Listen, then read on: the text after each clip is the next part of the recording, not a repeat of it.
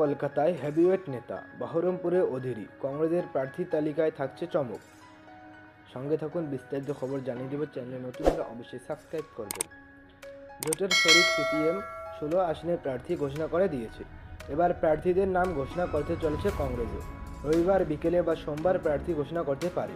প্রদেশ কংগ্রেস সূত্রে খবর, 10 থেকে 12 আসনে প্রার্থী ঘোষণা করবে কংগ্রেস। এদের সঙ্গে নির্বাচনী বোঝাপড়ার কথা মাথায় রেখেই বেশ কিছু আসনে কংগ্রেস প্রার্থী না দাঁড় করানোর সিদ্ধান্ত নিয়েছে বলে এখনো পর্যন্ত যা খবর মিলেছে সেই অনুযায়ী মুর্শিদাবাদের বহরমপুর কেন্দ্রে প্রদেশ কংগ্রেস সভাপতি অধীর রঞ্জন চৌধুরী প্রার্থী হচ্ছেন। আপাতত এক দফার প্রার্থী তালিকা প্রকাশ করতে পারেন কংগ্রেস। উত্তর কলকাতা থেকে কংগ্রেসের হয়ে প্রতিদ্বন্দ্বিতা করতে পারে প্রদীপ ভট্টাচার্য। এর আগে দুবার রাজ্যসভার সাংসদ ছিলেন প্রদীপ, তবে উত্তর কলকাতায় প্রার্থী হতে প্রদীপ তৈরি কিনা জানা যায়নি। উত্তর কলকাতায় প্রদীপকে প্রার্থী করার নৈপথ্যে বিশেষ কৌশল রয়েছে কংগ্রেসের। দলীয় সূত্রে খবর, তৃণমূল ছেড়ে বিজেপিতে যাওয়ায় তাপস রায় সম্ভবত উত্তর কলকাতায় গেরুয়া শিবিরের প্রার্থী হতে পারেন তিনি। তৃণমূলের উত্তর কলকাতার প্রার্থী সুদীপ বন্দ্যোপাধ্যায়।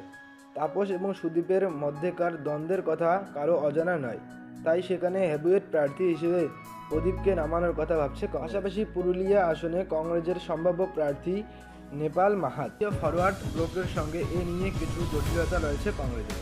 ফরওয়ার্ড ব্লক পুরুলিয়া আসনটি ছাড়তে নারাজ। শেষ মুহূর্তে জট কাটবে কিনা দেখার। রায়গঞ্জ থেকে কংগ্রেসের টিকিটে লড়তে পারেন আলী ইমরান রামিজ।